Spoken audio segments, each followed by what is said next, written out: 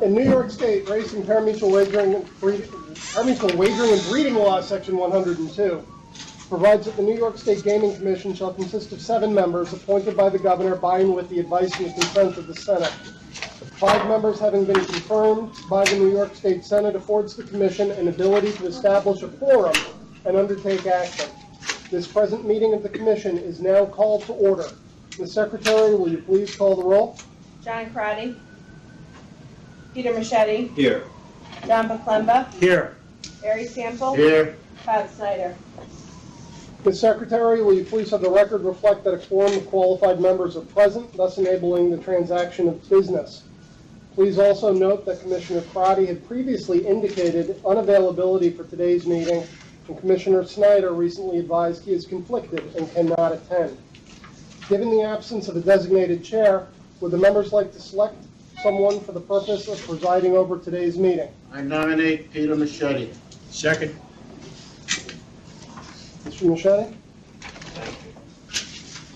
First item for us, consideration of minutes for the meetings of December 13, 2016. Minutes of the commission meeting conducted on December 13, 2016 have been provided to the members in advance. At this time, I'd like to ask the members if there are any edits, corrections, or... Hearing none, Madam Secretary, please let the record reflect the minutes were accepted. The next on the agenda would be the report of the Executive Director, and that's Mr. Williams. Thank you. This afternoon, I'd like to discuss the status of the various casino projects, a few elements of a responsible horse aftercare initiative, and introduce the final version of a long-awaited video that will be required viewing for certain applicants and applicant renewals seeking a racing license. As to the casino development, both Rivers Casino and Resort in Schenectady and Del Lago Resort and Casino and Tire remain on target for their planned openings in February. As you may recollect, Rivers project is being constructed in 2 phases. Phase 1 is the low-rise building and consists of the casino, back-of-house offices, warehouse, event center, and garage. Phase 2 being the hotel building. They received their temporary certificate of occupancy for the casino and back-of-house on January 6th, a temporary certificate of occupancy for the promenade, banquet space, and garage on January 20th, and anticipate receiving a certificate for their spa on February 1st.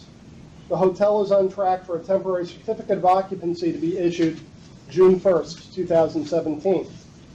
The gaming floor, including the surveillance system, is now, we're told, ready for commission inspection. To date, the project has produced more than 453,000 man-hours and is 95% complete. The hotel stands at 47% complete.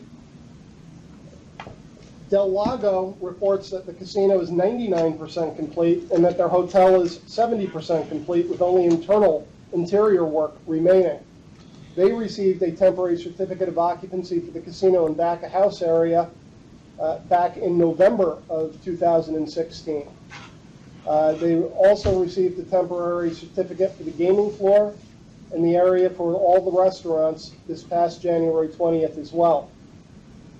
In December, over 101,000 man-hours were worked. And actually, I just got an update today, and the casino is now 100% complete. The gaming floor, including the surveillance, is also ready for inspection by the Gaming Commission. The hotel that they have is on track for a temporary certificate of occupancy on July 1st. As for the construction at Tioga Downs, work associated with the remodeling the existing casino where the video lottery terminals were located has started. The development of the new hotel, amenities building, and PJ's Clark's restaurant remains ongoing, and the foundations are fully complete for the hotel and 75% complete for the amenities building. At the end of December, Tioga started erecting the first floor structural stud panels and second floor plank for the hotel. Work associated with the amenity building includes a 28-foot tall retaining wall and which is approximately 25 feet from the existing building. The retaining wall is at 90% complete. There were approximately 51 tradesmen working on site, and those individuals ended up working approximately 8,700 man-hours in December. Finally, Montrain management reports that a variety of items have been completed, including the site development and mass excavation, concrete slabs in the parking garage, structural steel in the hotel, and concrete slabs for the hotel. There are a bunch of items that are also at 90% complete, including the precast concrete structure in the parking garage, foundations excavation and site grading, foundations, site utilities, structural steel for the podium, and site retaining walls. Before our next meeting in February, they expect to commence fire stopping, exterior wall panels, HVAC major equipment purchases, skylights, electrical gear purchases, beginning of the swimming pools, and installation of the elevators and escalators. Overall, Montrain reports that some 48,000 union labor hours were expended during December, and that construction is at 40% complete. With regard to the Commission's commitment to promote responsible aftercare of racehorses, there are a few items I'd like to share today. First, we have created a responsible aftercare page on our website, located off the horse racing section. This location is designed to be a one-stop shop for anyone looking to learn more about the issue of racehorse retirement and the various initiatives undertaken by the Commission to promote the issue. Among those lines, the Commission's requirement that certain applicants and applicant renewals seeking a racing license must verify that they have viewed our video on the importance of horse aftercare and responsible retirement will go into effect on February 1st. You may recall that a rough cut of the video was debuted at last year's retired racehorse event. The final edited video gives the viewer a brief overview of the life cycle of the horse and discusses the many options for aftercare in New York State for both thoroughbreds and standardbreds. In essence, the video underscores to the licensee the level of import that we place on the issue and the expectation that licensees will commit to ensuring safe homes for horses after their racing days have completed. We will be making the video available to racing facilities across the state in case they would like to air it before, during, or following a racing program. And with your allowance today, I'd like to have the video played. For those watching the video stream of our meeting, in case the video doesn't play clearly, it is available on the Commission's YouTube page and is linked through our website at the new Responsible Aftercare section. New York State horse racing is among the best in the world. The best owners and trainers, the best jockeys and drivers, the best venues and fans, and of course, the best horses. Hi, I'm Larry Colmas, track announcer for the New York Racing Association, and I'd like to show you how we take care of these horses in New York.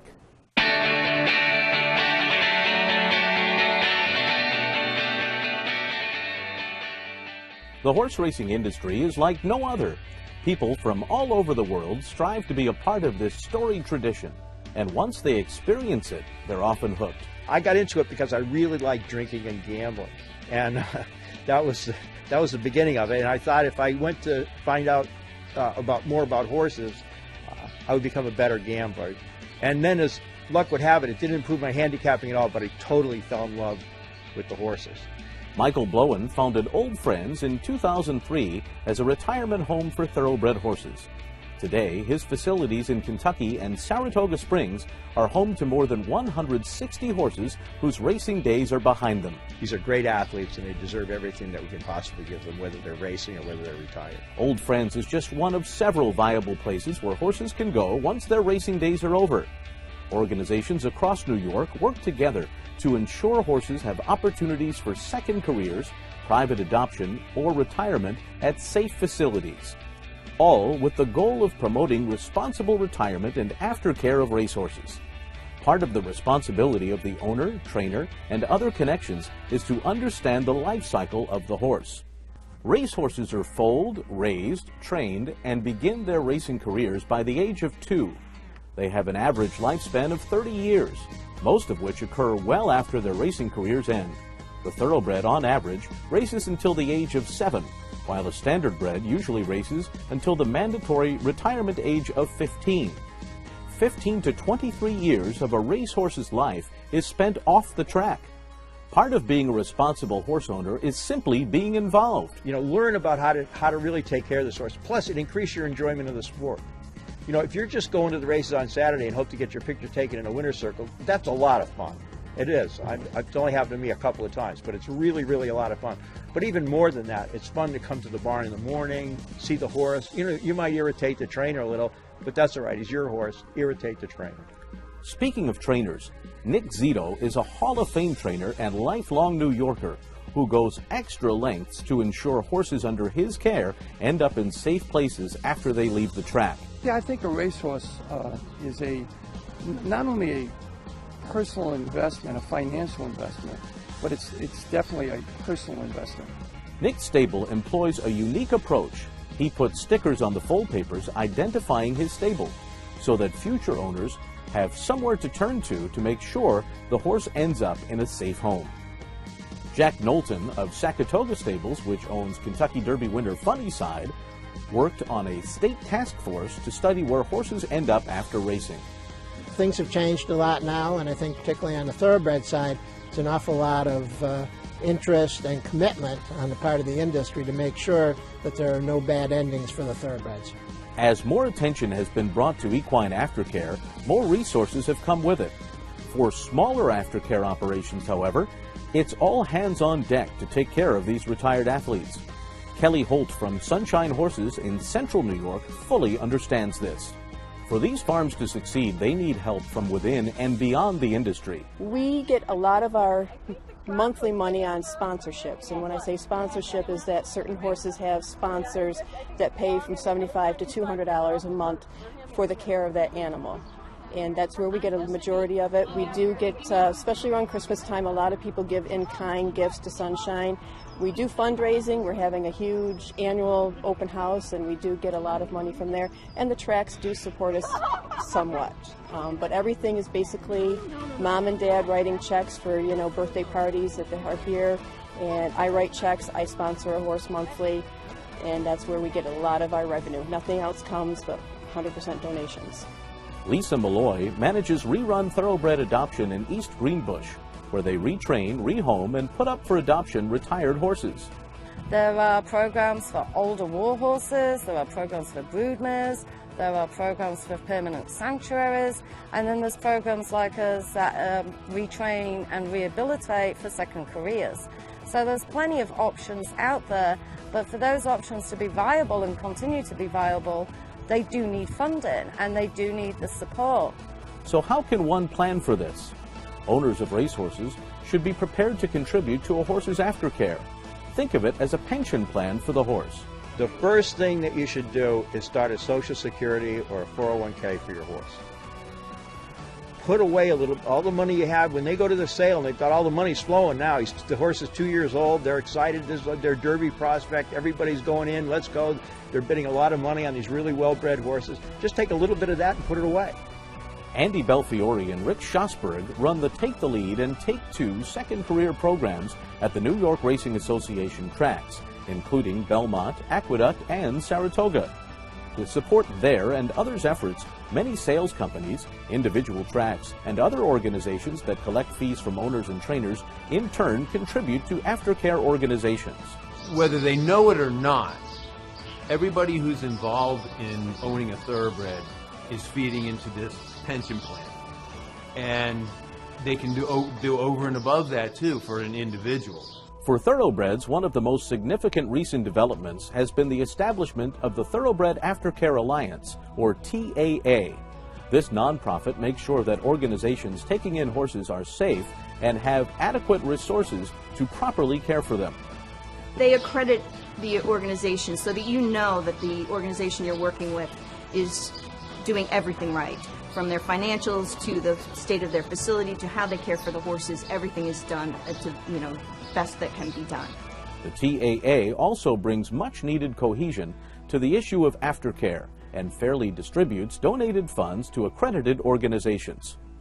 So, besides contributing money to accredited organizations, what more can we as an industry do to take care of these animals? Turns out, quite a lot. And when a horse does have a problem, or it gets, let's say, in the claiming race, which obviously a lot of horses can't run in, superior races, high-class races, stake races. They follow them. They follow them. That's the responsibility. That's the personal responsibility. They follow them.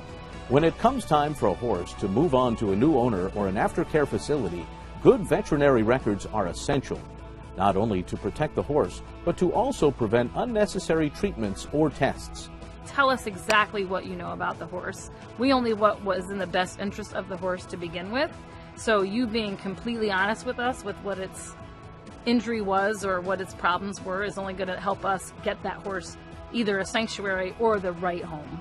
Of course, part of the responsibility we all share is to know about the various programs both in and beyond New York State.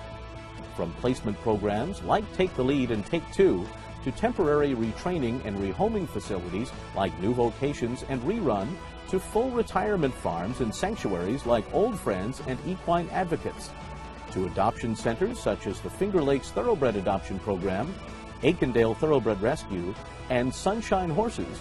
There are many great organizations and people dedicated to finding good homes for the horses that do so much for all of us. You come to us, one-stop shopping. We'll find the horse a placement, and if you can donate, that's fantastic. Aikendale Thoroughbred Rescue is located on 1,000 acres of pristine land in Pauling, on the estate of legendary horseman John Hettinger. Yes, we welcome people to come, and they can come and visit and learn the history of Aikendale and just see the facility and how well the horses look and how well they're taken care of. Up the road in East Greenbush is Rerun, a retraining and adoption center that, along with New Vocations, works closely with NYTHA's Take the Lead and Take Two programs. We average around 100 horses a year that we try to take in. Our main intake is directly from the track, either via the New York Horseman program or from trainers directly. The Finger Lakes Thoroughbred Adoption Program is a unique operation given its location. Founder Wanda Policini established the facility out of a long-standing concern for the care of the animals. It's great. It is great to be able to lead your horse from the backside over here. That's one of the best things about our program, and we are still the only one that's located on the physical racetrack. Old Friends is a showcase for responsible horse retirement. The residents here, many of them famous thoroughbreds, are truly retired and spend their days enjoying the pasture. I mean, it's just an amazing group. And as I said, I wasn't starstruck around the movie people, but I'm completely starstruck around these animals. They're just unbelievable. And I'm in love with them. I just can't help it. On average, there are 27,000 thoroughbred starters in New York State. But most people probably don't realize that there are 3 times as many standard-bred starters in the state. Harness horses that may not receive the fame and notoriety of their thoroughbred cousins also need care after their racing days are over. Sunshine Horses in Central New York is a program specializing in standardbreds. Their motto is helping horses, helping people. It's our goal to find the right adapter. Whatever they're looking for, a standardbred can do it. It's just which standardbred. Racehorses have skill sets that are tailor-made for second careers. That's why it's important that owners, trainers, and all connections work together to make sure a horse is healthy and responsibly retired so that it has the opportunity to thrive in another line of work. Second careers can include serious work, such as working as police mounts, performance, such as show and jump competitions, or recreation, such as trail riding. In the end, all participants in the horse racing industry have a duty to look after these animals that provide us with so much entertainment and take steps to ensure that they have a safe and comfortable life both on and off the track. If you're going to do something to a horse, make sure it's in the horse's best interest. And if you think that what you're going to do to that horse is in the horse's best interest, then go ahead and do it. But if it's not, don't. It's a very simple way to do it, but I think it's a good rule. New York's horse racing is second to none because, as an industry, we know these horses that give their very best deserve our very best in return. Consider the horse's lifespan and take steps to learn about the resources available when getting into the racing game. Let's continue to be a model for the rest of the world and work together to make sure these athletes are treated with the best care for their entire lives. I'm Larry Colmus, and thanks for watching.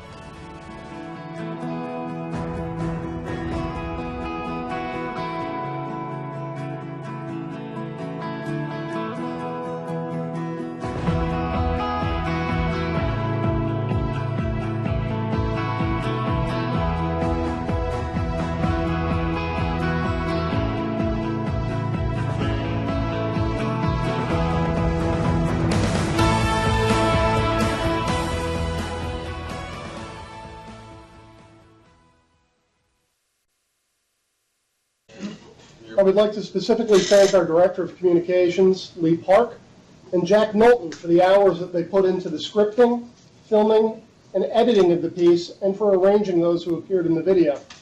I also want to add that we were greatly assisted by the New York State Office of Media Services and the professional productions relative to the concepts that we had to getting it to the final product.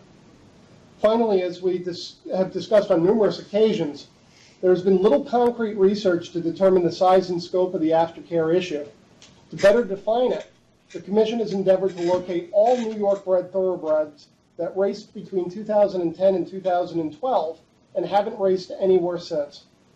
The ultimate goal of the project is to provide a snapshot of the size and scope of the issue of retired racehorses in New York State. The Jockey Club graciously provided us with a listing of such horses, including the date, the track, and the date of the track of the horse's last race. Of the more than 3,800 thoroughbreds that fit that criteria, we've been able to locate just over 1,700. Thus, we're asking all interested parties for assistance. The Commission's responsible aftercare page now includes a downloadable list of these horses and instructions on how people can help. If anyone in the industry cares to take a look at the list and you know where the whereabouts or status of any of these horses, we would really appreciate the information. I think you guys did a great job on that video on an issue that I find to be very important. I have to say, too, for the last 2 years, there's been a lot of work on aftercare by the Commission, and you guys have put a lot of time involved in a very difficult subject matter because it's hard to get our hands around it. But I think the emphasis has been trying to find out what is needed and then trying to make sure that it's funded by all that benefit from horses. So I know, although we don't talk a lot about it here in the meetings, a lot of work has been done behind the scenes. I think you guys should be congratulated. Done? All right, so next on the agenda, we go to rulemaking. New York State Racing Parimutuel Wagering and Breeding Law, Section 104.19, authorizes the Commission to promulgate rules and regulations that it deems necessary to carry out its responsibility. Therefore, the Commission will, from time to time, promulgate rules and rule amendments pursuant to the State Administrative Procedures Act. We have 8 items for consideration today. Mr. Williams, will you please outline the first item? Certainly. For Commission consideration is adoption of a rule regarding advertising and promotional materials on jockeys and thoroughbred racing. Generally, a jockey may wear advertising and promotional material only with the permission of stewards. The proposed rule would eliminate the permission requirement for the logos of the Jockeys Guild and the Permanently Disabled Jockeys Fund, so long as the logos do not each exceed 10 square inches. The rule would further allow jockeys to display their names on pants and in the rear of their helmet with certain color and size restrictions, thereby giving these athletes increased recognition. The text of the proposed rule was published in the State Register on November 9th, 2016. The public comment period expired on December 27th. No comments were received. Staff recommends that the Commission adopt this proposed rulemaking. Commissioners, any questions on adoption of the rule regarding thoroughbred jockey advertising? No. May I have a motion to adopt this rule? So moved. So we have a motion and a second.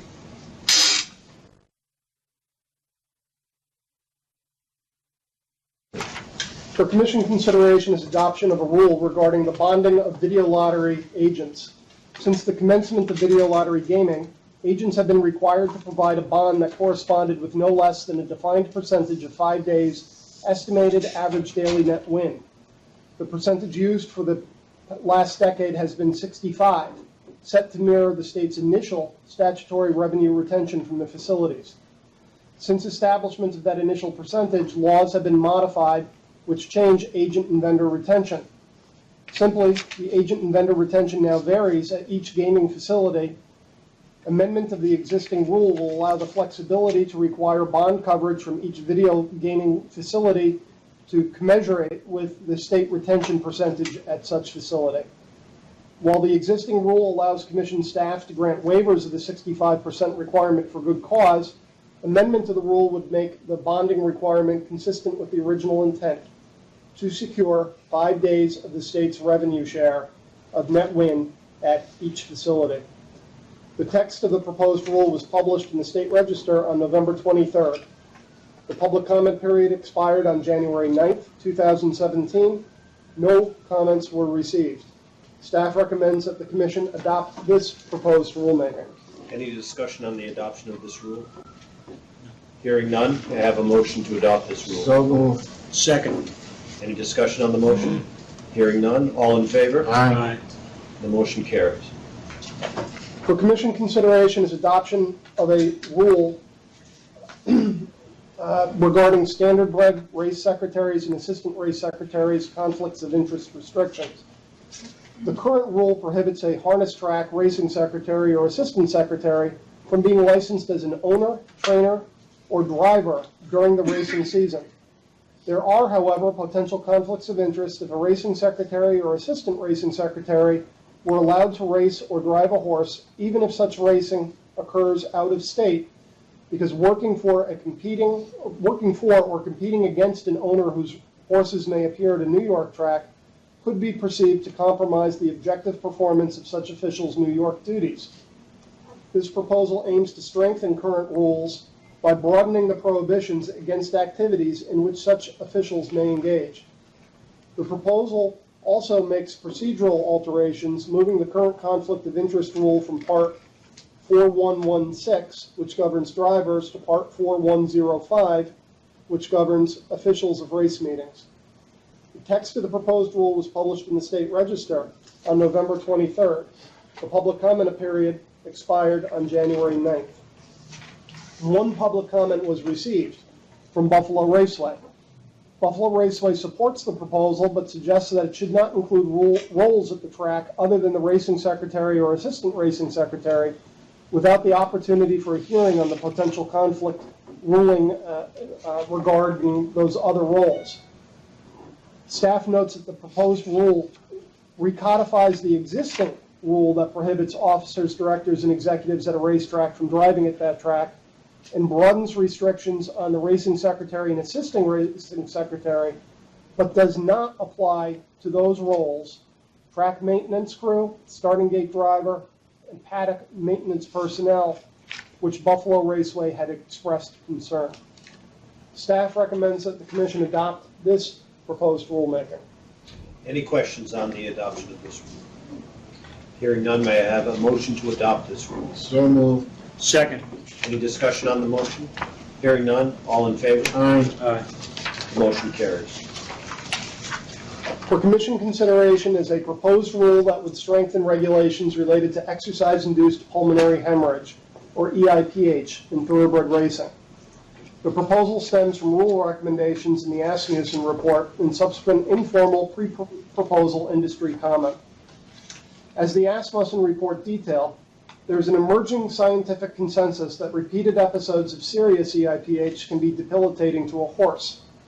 This proposal requires trainers to maintain a record of serious EIPH episodes, which are defined with the universally used 1 to 4 grading system and epistaxis, visible bleeding from the nostrils, as number 5. Records created pursuant to the amended rule would be required to be maintained by trainers for 4 years unless given to a subsequent trainer or owner or reported to the Commission. The Commission would establish a reporting system to collect such information from trainers. For convenience of reporting, a trainer may delegate this reporting duty to their treating veterinarian. In general, the most salient portions of the rule proposal requires that a horse that has experienced a serious EIPH episode must be subjected to another endoscopic examination following their next race or workout, and requires trainers to provide such information to subsequent owners, their agents or trainers, within 48 hours of a request for the information, unless the Commission has collected and provided the information itself. The proposal would also codify the standard practice of excluding a horse that experiences epistaxis for specific minimum time periods. 2 written industry pre-proposal comments were received, one from the New York Racing Association and the other from the New York Thoroughbred Horsemen's Association. NYRA recommended the Commission adhere to the national exclusion periods following epistaxis. They also raised concern that trainers may fail to adhere to the rule due to self-interest. Commission staff reviewed and found a range of time exclusions among the several racing states. Thus, we aligned the proposal with the ARCI model rule. NYRA also suggested that should the rule be adopted, the Commission should pursue an equine steroid administration log program-like reporting system. The Commission agrees with the establishment of an ESAL reporting-like system. NYTHA's comment also requested epistaxis-based exclusion periods follow the ARCI model rule. They also raised concern regarding the enforcement of any reporting requirement, suggesting that horses shipping into New York would be difficult to patrol. They suggested the Commission work with ARCI and the Racing Medication and Testing Consortium to establish a national protocol and rule. Commission staff believes that we should proceed with this proposal while encouraging other states to follow suit. We note that the Commission pioneered the Portico Joint Administration reporting, which has since been replicated in other jurisdictions. It is important to note that this is a rulemaking proposal. Thus, upon publication in the state register, affected and interested parties will have a 45-day period to tender comments and concerns. Staff recommends that the Commission authorize the proposal of this rulemaking. Any questions on the proposal of the rule regarding exercise-induced pulmonary hemorrhage? Hearing none, may I have a motion to propose this rule? So moved. Second. Any discussion on the motion? Hearing none, all in favor? Aye. Aye. Motion carries. Next. For Commission consideration is a proposal to revise the thoroughbred racing rules on minimum penalty enhancement. These rules, adopted by the Commission in February of 2016, were designed to ensure that every state imposes a minimum mandatory penalty whenever a horse person, typically the trainer, reaches a certain level of multiple equine drug violations. The proposed amendment is intended to conform New York's rules to changes in the national model rules recently adopted by the Association of Racing Commissioners International. As you may recall, the Racing Medication and Testing Consortium developed the initial proposal, which was adopted by RCI as the national model rule. Several states have not adopted the model rule due to perceived harshness. As a result of these concerns, RMTC revised its proposal to exempt points for minor medication violations, mitigate the harshness of the system, and introduce a range of penalties that grant some discretion to racing commissions. The ARCI Board of Directors adopted these changes into an amended model rule this past December 2016. These changes have received widespread support. Several racing jurisdictions, including New York and New Jersey, traditionally impose more serious equine drug penalties than some others. New York's multiple medication violation rules include explicit provisions that allow the imposition of more serious penalties than the model rule pursuant to New York's evaluation of prior violations. The New York rule would not allow the multiple medication violation penalty enhancement, where our penalty for a precipitating rule violation includes a comparable consideration of such prior violations. The proposed revisions will appropriately focus the multiple medication violation system on those who continually violate serious medication and anti-doping rules and assist in developing a national consistency regarding the punishment. It is important, again, to note that this is a rulemaking proposal, and upon publication in the state register, affected and interested parties will have a 45-day period to tender comments and concerns. Staff recommends that the Commission authorize the proposal of this rulemaking. Any questions on the proposal of this rule? Just, Rob, what impact do you think that this will have? I think that there will be greater acceptance by other states and the model national rules, which will allow a progressive nationwide penalty structure, will be more widespread. Thank you. Any other? May I have a motion to propose this rule? So moved. Second. Any discussion on the motion? Hearing none, all in favor? Aye. Aye. The motion carries. For Commission consideration of proposed revisions to the thoroughbred out-of-competition sample collection rule, intended to conform our existing rule to the national model rule of the Association of Racing Commissioners International, that was amended this past December.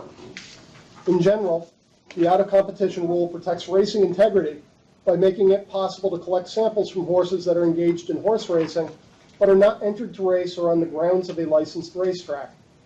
Such samples allow the Commission to detect administration to racehorses of drugs in violation of Commission rules, particularly potent doping agents that increase red blood cells, mask pain, or increase a horse's ability to race beyond its natural limits. The amended ARCI rule was drafted by the Racing Medication and Testing Consortium and revised by staff from leading jurisdictions. The amended model rule, which received widespread industry support, authorizes an effective collection program that protects the constitutional rights of horse owners and trainers when a regulatory jurisdiction seeks to collect out-of-competition samples.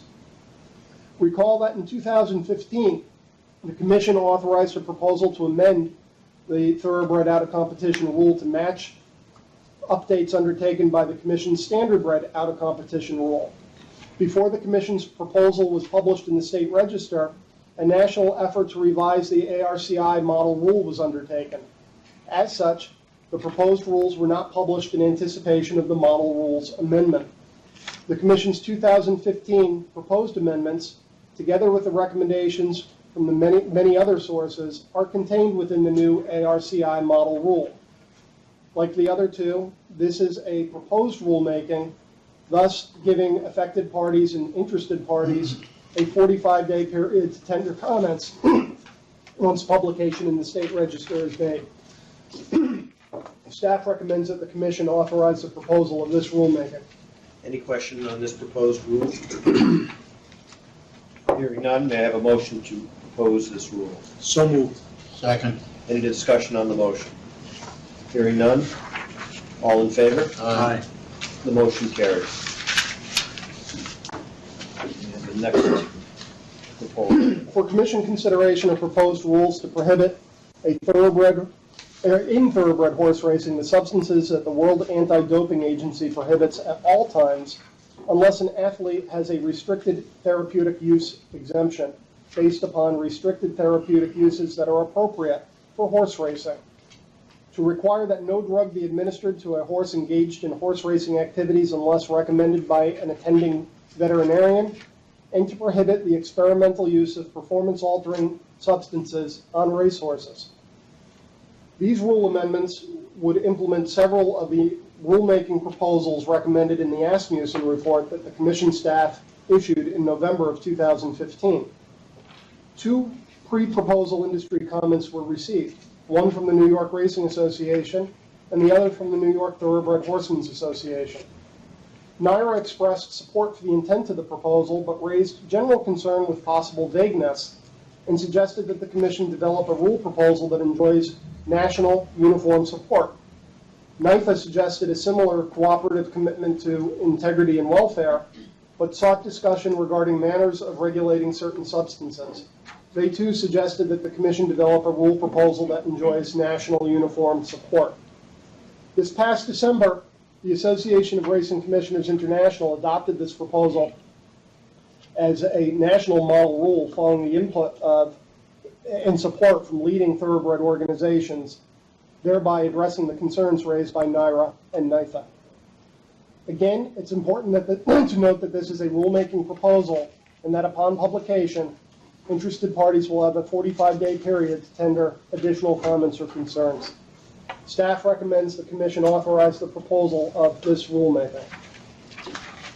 Rob, was there any difference between the proposal that we received the comments on and the proposal that was adopted by the Association of Racing Commissioners International? Well, with us today we have Rick Goodell, who has served as an attorney representative at ARCI for quite a number of time, who's probably best capable of answering that. Mr. Goodell, would you like to opine? Yes. Did you get my question? I did. In the public comments we received, there was a specific question about thyroxine. In the Asmussen report, the suggestion was a 30-day limitation before racing on the use of thyroxine, as well as some other ideas. In general, both NYRA and NYTHA also wanted us to work it out so that it was a uniform proposal nationally. Thyroxine was changed from what had been in the Asmussen report to eliminate that 30-day requirement. But what has remained are some very tight restrictions on the use and the possession of thyroxine on the track. These would show up in your materials in the chart at the end of this rulemaking proposal. And that was the only change? So that was the only thing that was commented on in the public comments that we received informally. Thank you. Any further questions? Hearing none, may I have a motion to propose this rule? So moved. Second. Any discussion on the motion? Hearing none, all in favor? Aye. The motion carries. For Commission consideration is a proposed rule that requires thoroughbred trainers to keep a record of medications administered by the trainer after having been dispensed by veterinarians. Veterinary records available at barns generally contain no record of administration. This proposal exempts anti-ulcer medications commonly added to feed and other non-injectable drugs rated harmless by the Association of Racing Commissioners International. The proposal would also allow the Commission to require trainers to keep such records in a particular form and to make such records available for inspection for a period of 6 months. A trainer's medication log was one of the several proposals recommended by the Governor Andrew Cuomo's Task Force on Racehorse Health and Safety in 2012 and by the Asmussen report in 2015. 2 comments were received during the pre-proposal phase, one from the New York Racing Association and the other from the New York Thoroughbred Horsemen's Association. NYRA raised concern with the rule as being impractical, suggesting that few trainers would adhere to the requirement. They suggested that the Commission develop a rule proposal that enjoys national uniform support. NYTHA suggested no concern with the record-keeping requirements, provided that the proposal did not interfere with the administration of non-injectable substances a trainer might need to administer in emergency situations when veterinarians are not available. Staff notes that an ARCI committee of representatives from leading racing jurisdictions examined a draft trainer's medication log rule and unanimously recommended the concept.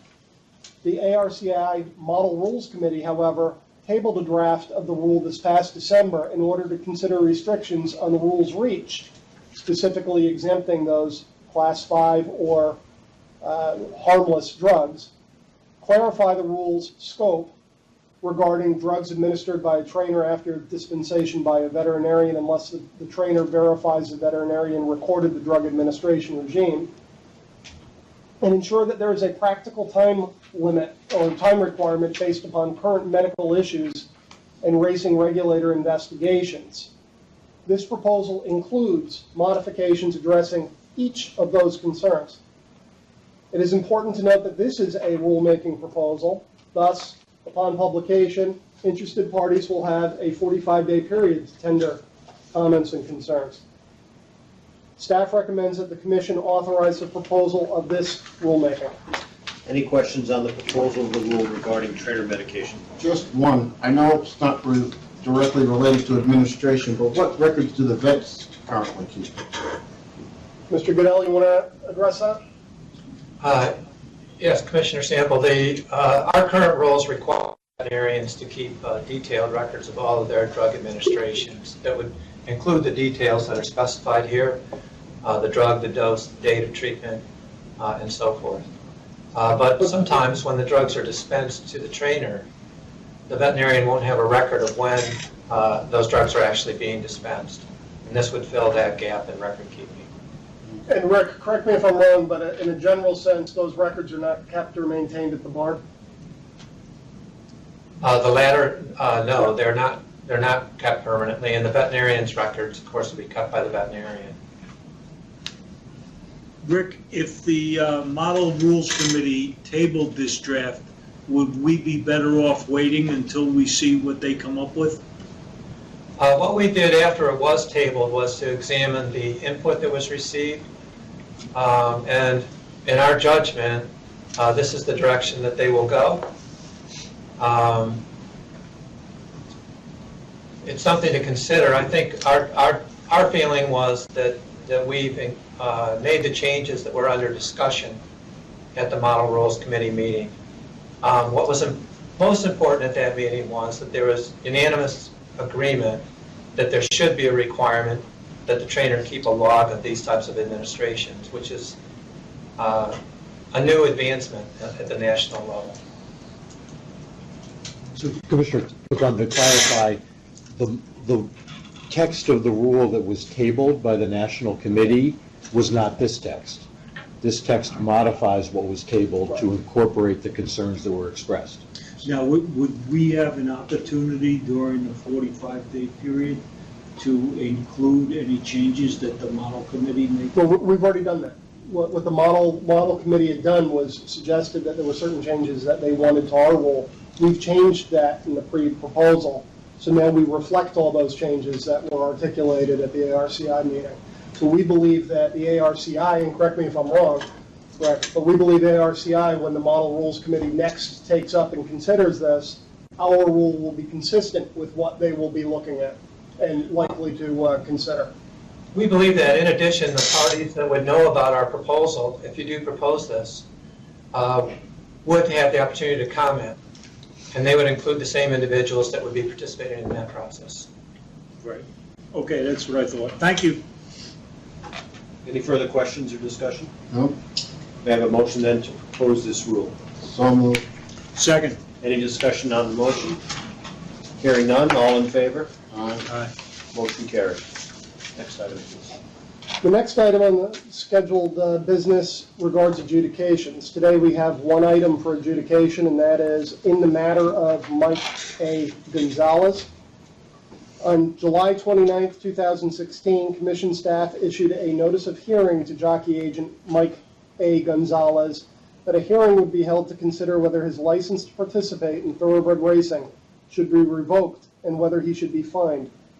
The notice stated that Mr. Gonzalez had been convicted as a result of plea bargain of an attempt to commit computer trespass after having been arrested for computer trespass and tampering with a sports contest in the second degree, based upon the conduct of bribing a New York Racing Association official to gain access to non-public information through such official's computer. The notice alleged as a basis to revoke the license in the racing parimutuel wagering and breeding law section 220.2, which provides that thoroughbred racing license may be denied if an applicant fails to establish, quote, experience, character, and general fitness such that participation will be consistent with the public interest, convenience, or necessity, and with the best interest of racing generally, and that the Commission may refuse to issue or renew a license or may suspend or revoke a license if it shall find that the applicant has been convicted of a crime or crimes in any jurisdiction or has been guilty of or attempted any fraud or misrepresentation in connection with racing, or has violated or attempted to violate any law with respect to racing in any jurisdiction or any rule, regulation, or order of the Commission, or shall have violated any rule of racing which shall have been approved or adopted by the Commission, or has been guilty of or engaged in similar or related practices. The notice further alleges violations of Commission Rules 4042.1A and 4042.1F, which concern bribes and offers to bribe and fraudulent or corrupt acts, and stated that the conduct disqualified Mr. Gonzalez from qualifying for a licensure pursuant to Rule 4002.8 and constituted grounds for revocation of his license pursuant to Rule 4002.9. A hearing was conducted on October 11, 2016. The hearing officer submitted a report to the Commission's acting secretary dated December 9th. The hearing officer recommended that the license be revoked, suspended, and/or not renewed for a period of at least 3 years, and that an appropriate fine up to an amount of $25,000 be imposed. The Commission considered this matter at a meeting conducted pursuant to the judicial or quasi-judicial proceedings exemption of New York Public Officers Law, Section 108.1. The commission deliberated and considered this matter and determined upon a vote of 3-0 to accept the findings of the hearing officer with respect to the conduct here. With respect to the punishment, it was this decision of the commission. The punishment should be a revocation of the license and an ineligibility for reapplying for a license for a period of 10 years and a fine of $25,000. Now, next agenda, we have new business and old business. Old business. Any? There is none on the agenda. Anybody have any to consider? No. Hearing none, on to new business. We also have no items scheduled as new business on the agenda. Does anyone have any other new business to consider? Hearing none, we go to the scheduling of the next meeting. We have traditionally met on the 4th Monday of each month, which for February would be the 27th. Could you please advise Ms. Buckley of your availability? So I think that concludes today's published agenda. Do the commissioners have any items they'd like to present for consideration? Hearing no other items for consideration, this meeting of the New York State Gaming Commission is adjourned.